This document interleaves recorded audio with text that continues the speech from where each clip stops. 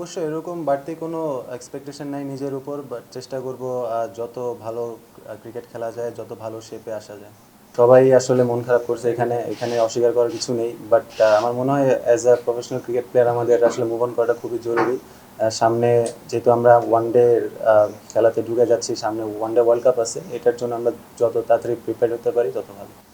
গত বছরের শেষ ভাগটা যদি ধরি, যে আপনি কামব্যাক করেছেন ন্যাশনাল টিমে, এশিয়া কাপে দুর্দান্ত খেলেছেন, তারপর ওয়ানডে সবশেষ ম্যাচও ৮০ করেছেন ওয়েস্ট ইন্ডিজের সাথে।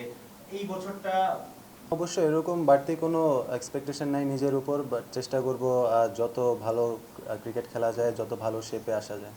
না আসলে একটা সিরিজের আগে যদি ম্যাচ প্র্যাকটিসটা থাকে, অবশ্যই খুবই ভালো একটা ব্যাটসম্যান হিসাবে।